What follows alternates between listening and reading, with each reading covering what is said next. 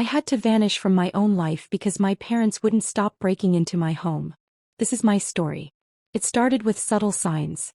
I'd come home and things were just off. A book wasn't on the right shelf. A mug sat in the drain board I hadn't used. I felt a creeping unease, like my sanctuary had been compromised. That spare key I'd given my mom for emergencies was being used for casual drop-ins. How do you confront someone who thinks love means having unlimited access to your life? The first real confrontation was over food. I came home to find containers of homemade meals on my counter. A text followed, "Hope you liked the pasta. Your place needs more art, honey." Love shouldn't feel like a constant audit of your privacy. I called her immediately. "You can't just let yourself in." Her reply was a laugh. "You're my daughter, I don't need an appointment. The key was for emergencies." "You not eating right is an emergency," she said. The conversation went in circles. I hung up feeling guilty for being angry. 2 weeks later I found a bottle of expensive floral shampoo in my shower. It wasn't mine. My sister's brand. My phone rang as I was holding it. "Did Ashley remember to thank you for the couch?" my mom asked cheerfully. My sister had stayed over. In my apartment. Without asking me.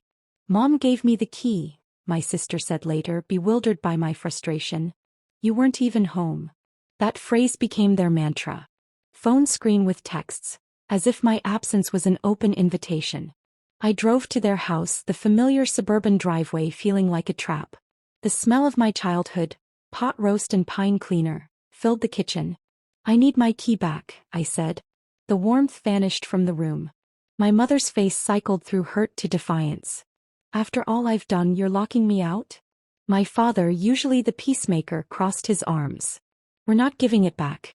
We're your parents." They framed my desire for privacy as a personal rejection, a betrayal. "You're being selfish and paranoid," my dad said, words that carved a new hollow in my chest. "Then I'll change the locks," I replied. The silence was absolute. I had new deadbolts installed that night. For 2 weeks I breathed freely. My space was truly mine. Then I came home from work and found her there.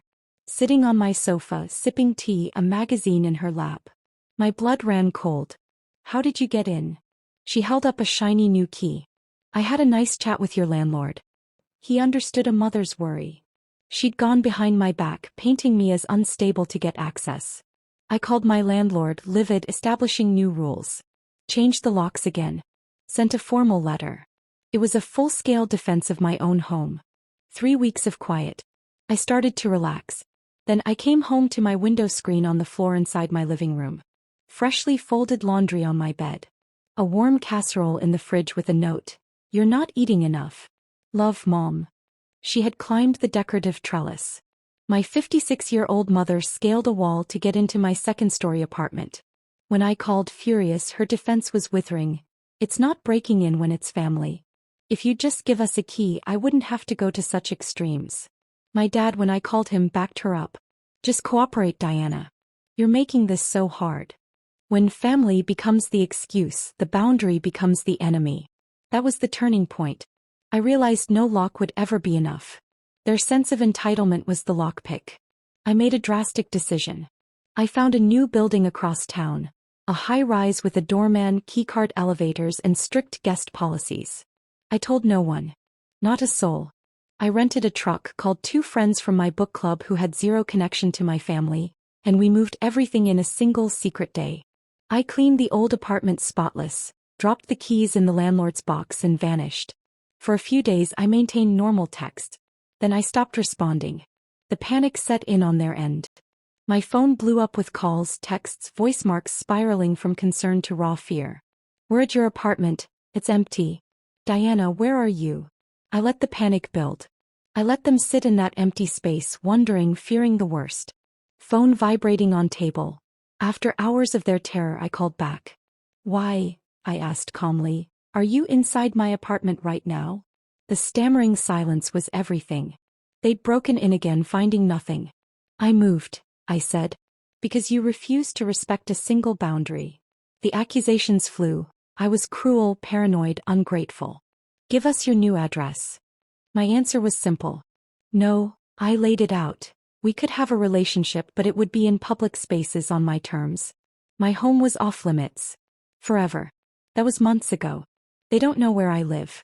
We meet for awkward coffee dates. The conversations are strained, but they are happening. They are learning. The other day, my mom texted an invitation for Sunday dinner at their house. I agreed to go.